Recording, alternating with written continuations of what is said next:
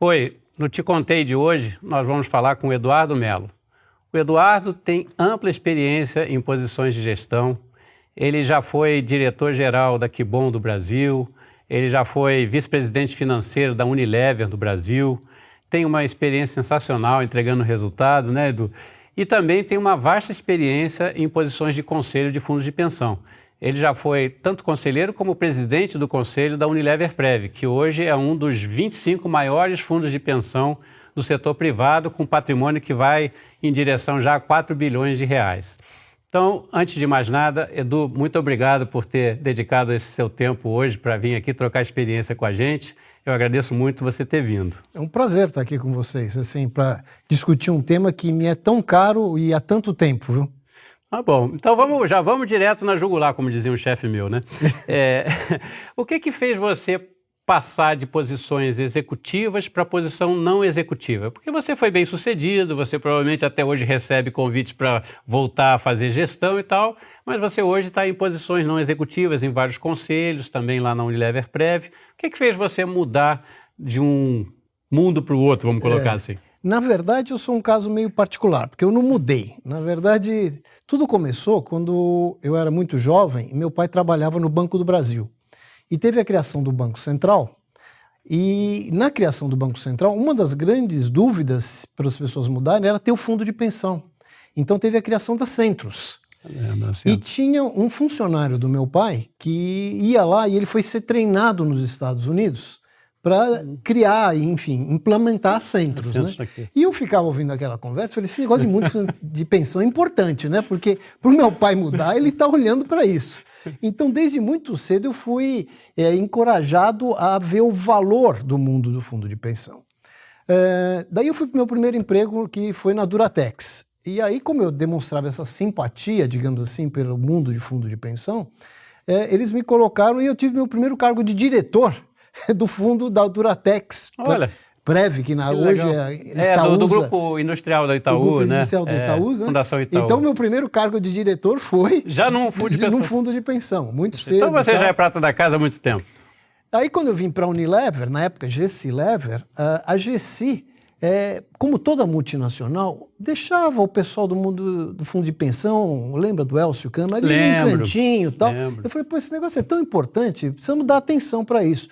Aí eu me candidatei. Falei, não, eu quero ser o superintendente, eu vou alocar uma parte do meu tempo para isso. Né? Olha que legal. E aí eu virei superintendente, aí eu tive todos os cargos, porque eu diria o seguinte, que até hoje, como eu estou como conselheiro independente, né, consultivo, legal. Já deve fazer lá uns 30 anos que eu estou junto da Unilever Prev no conselho. Então não é novidade para você, né? Mas eu tive minha carreira executiva em paralela, né? Então, no fundo, meu grande ativo foi a carreira executiva, como você destacou, na Unilever, fui presidente da Kibon, vice-presidente financeiro, mas sempre olhando com carinho para o mundo de fundo de pensão. Então, isso já estava desde cedo no seu DNA, né? Exatamente. Então, assim, eu acho que você, talvez, eu possa dizer que você é um ponto fora da curva, porque o que a gente vê nos fundos de pensão normalmente são os executivos da patrocinadora, principalmente multinacional, você falou da GC e tal.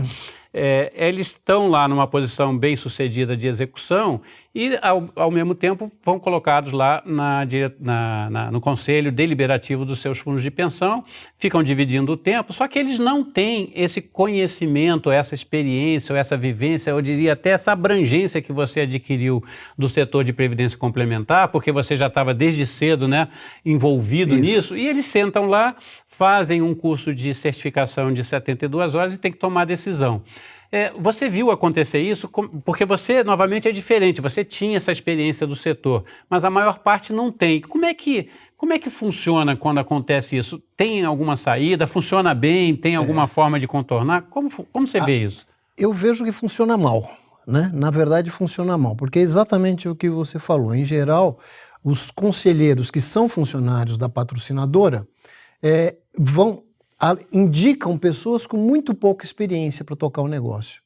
E é um negócio relevante com gente com pouca experiência. Isso que me faz ficar lá, porque assim, hoje eu não sou representante nem dos funcionários, como já fui uma vez sendo eleito, nem da patrocinadora, mas o meu interesse é no fundo de pensão. Eu ser representante do fundo.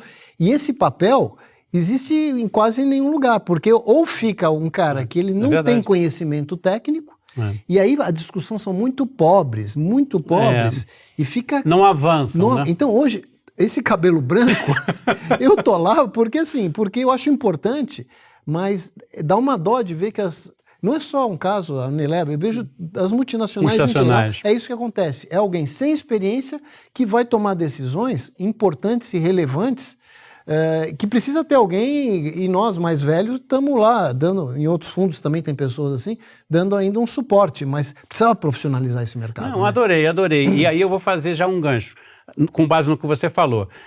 O nosso modelo é muito parecido com o do Reino Unido. No Reino Unido também se exige uma certificação, um curso de especialização para você poder sentar na cadeira de conselheiros.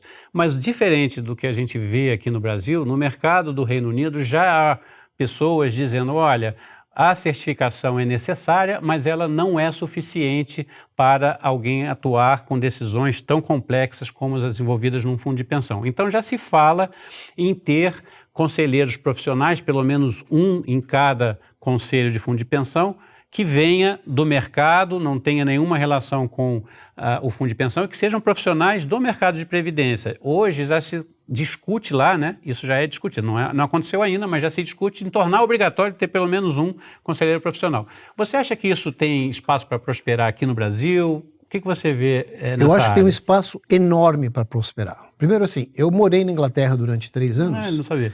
Em Londres, e eu lembro que tinha contato com pessoas desse mercado do fundo de pensão e tinham pessoas extremamente profissionais, que não tinham necessariamente, trabalhavam na empresa. Eles eram de uma diversificação, digamos assim, de profissionais de uma indústria que vai trabalhar lá, na outra, né? E Entendi. isso dava um enriquecimento. Então, a certificação lá é muito importante também, é muito importante. Sim. Mas mais que isso, tinha a profissionalização do mercado.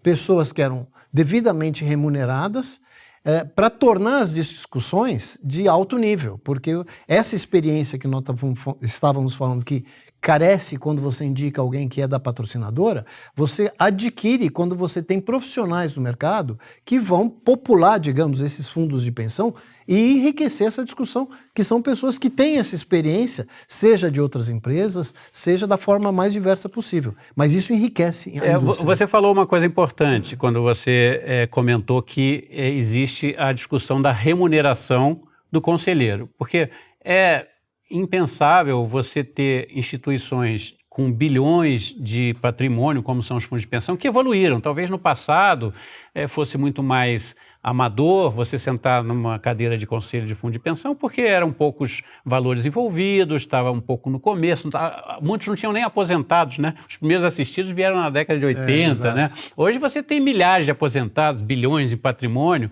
e você tem as pessoas sentando que não são remuneradas, né? E que tem uma responsabilidade na pessoa física, porque o regime repressivo da Previdência Complementar, ele alcança os bens, né? A primeira vez que eu sentei na cadeira de conselho, minha esposa falou, mas a gente pode perder tudo? Falei, pode, mas não vai acontecer e tal. Exatamente. Né? Infelizmente, tá na equação. Mas aí vem a discussão. O que você acha sobre remuneração? Eu tenho defendido há muitos anos que já passou do momento em que a gente precisa começar a remunerar os conselheiros. Mas a gente ainda não vê muita entidade, né, muito fundo de pensão, remunerando seus conselheiros. Eu queria que você elaborasse um pouco sobre isso aí. Isso é uma coisa que me incomoda, porque assim, eu sou conselheiro consultivo de um fundo de pensão de uma multinacional, remuneração zero. Eu faço isso porque eu acho que eu tenho essa contribuição a dar. Eu também sou conselheiro consultivo de empresas privadas. Como eu fui presidente da Kibon, eu tenho algo a contribuir. E sou devidamente remunerado por isso.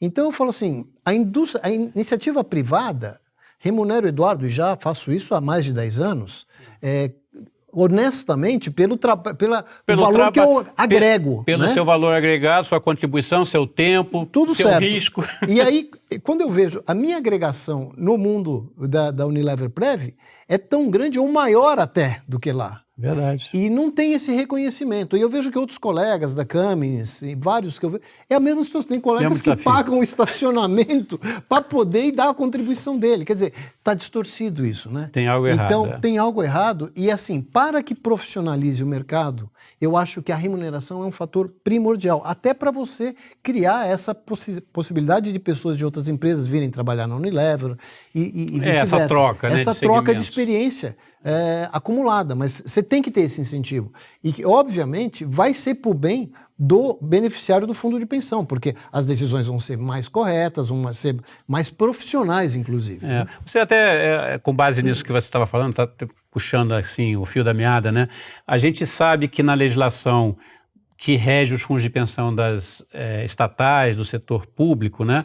Não o setor privado, o setor público sujeito à Lei 108, eles podem, os conselheiros, eles podem ser reconduzidos no máximo por mais um mandato, ou seja, ele pode sentar na cadeira por 2 mandatos. No setor privado, sujeito à Lei 109, os fundos de pensão sujeitos à Lei 109, não tem nenhuma limitação. Ele pode sentar e morrer ali na cadeira de conselheiro, né? E, normalmente, você vê pessoas que vão se perpetuando ali. No setor das multinacionais, há dificuldade, às vezes, de conseguir alguém para sentar lá na cadeira, né? Mas o que você acha sobre essa possibilidade? Você acha que isso é besteira ou seria interessante também ter uma limitação de mandatos, da quantidade de mandatos nos fundos das multinacionais, para que você tenha essa renovação dentro dos colegiados? O que você acha? Eu acho que deveria ter essa renovação. Um mandato renovar, tudo bem. Mas ficar ad eterno, como... Eu sou um exemplo, eu estou há 10 anos. No seu caso, ainda bem. Mas assim, é porque o modelo é assim. O modelo favoreceu. Favoreceu, mas eu gostaria que o Éder tivesse sentado no Unilever, devidamente remunerado, e eu tivesse, sei lá, na Cummins, entendeu? Seria muito mais rico para o modelo isso. Então, essa renovação faz parte, a remuneração, esse período de você ficar no máximo mais um período e ter que mudar, tudo isso eu acho que faz parte de uma profissionalização que eu acho fundamental para a gente criar essa figura do conselheiro representante do fundo de pensão profissional. A profissionalização é muito importante. Eu queria perguntar, que é diferente do seu caso. Você já veio com o DNA desde pequenininho, ouvindo falar fundo de pensão e tal, que é uma coisa meio fora da curva, né? Não é a realidade da maioria dos conselheiros. Mas eu ia perguntar para você, um cara que senta lá, você deve ter tido vários pares no conselho do fundo de pensão lá da Unilever, que sentaram sem ter esse conhecimento. Qual o desafio que você acha que tem uma pessoa que senta, que nunca foi conselheiro, às vezes não sabe nem que o papel ali é de supervisão da gestão e não de fazer efetivamente a administração, mas não teve essa cancha de conhecer o segmento?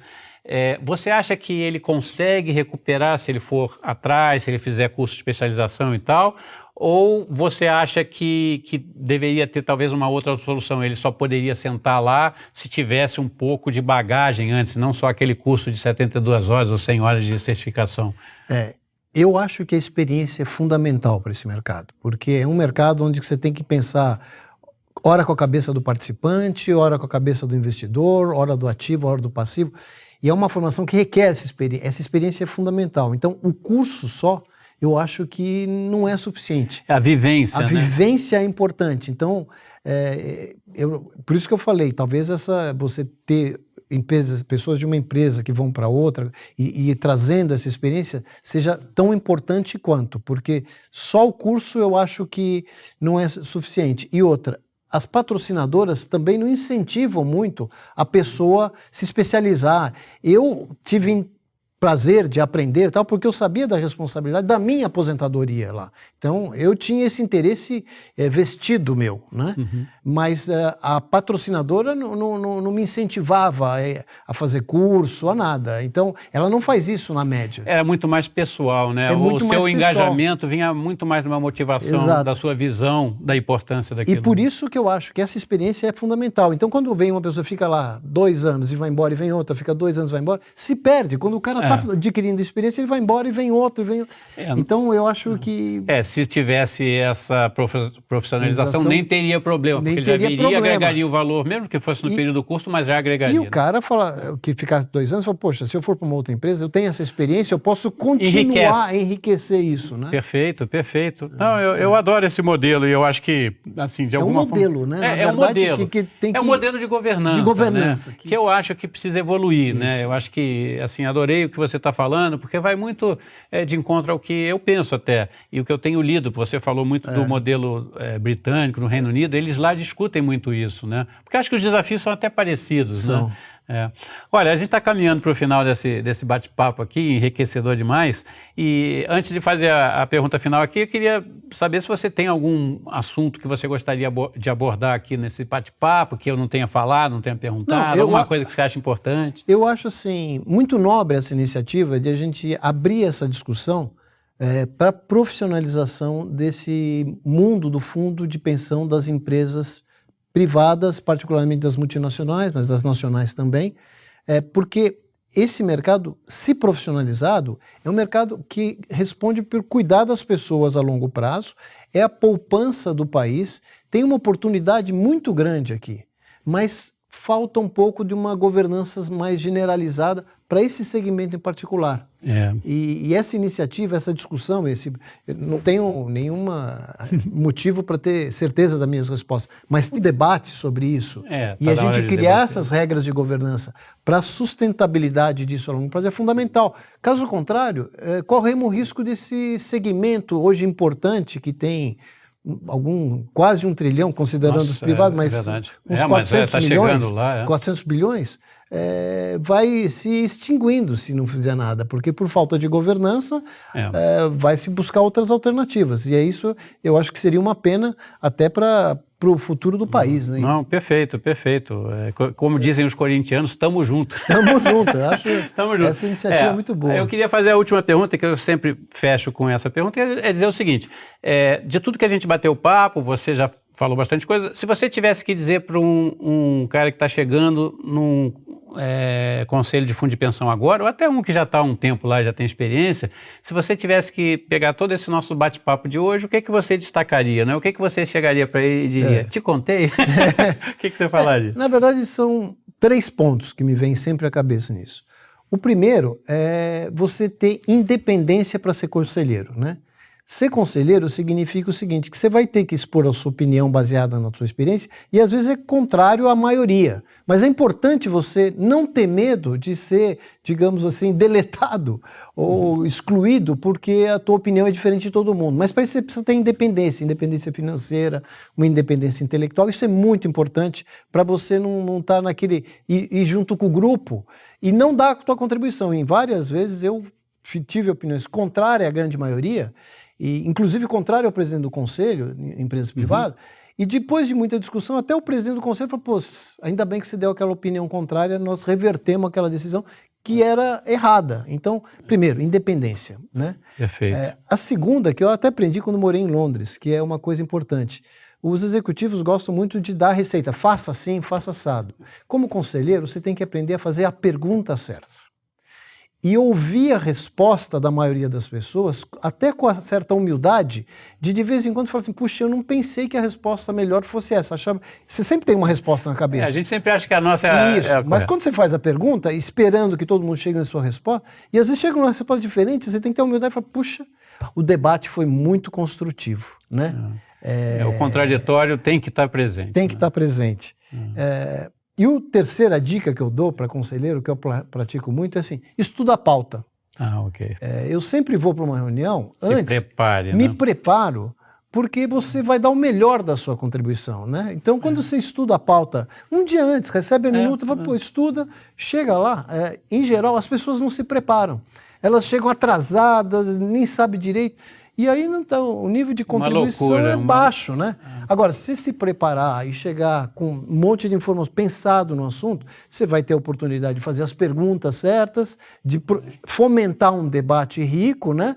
E se posicionar, eventualmente, a favor ou contra, mas com independência. Fundamental, você tem uma base para dizer eu concordo por isso ou eu discordo por aquilo. Sem discussões passionais, mas assim, você se preparou tecnicamente para aquilo. Eu tenho um embasamento, né? Mas é incrível o que você falou, né? As pessoas às vezes não entram preparadas. Não entram. Então, para um conselheiro, essas três coisas são soft issues, mas é uma recomendação que eu dou para você ser conselheiro. Um bom conselheiro, você teria que seguir esses 3 passinhos iniciais. Eduardo, olha, eu te agradeço imensamente você tirar um pouco do seu tempo do dia a dia aí para sentar aqui com a gente e fazer essa troca de experiência conosco. Esses casos que você contou, sensacionais, enriqueceram bastante. Eu espero poder contar com você em futuros bate-papos, né? Legal. E espero que você também aí tenha gostado do nosso bate-papo e tenha sido útil, né? E produtivo para você também. Até a próxima semana.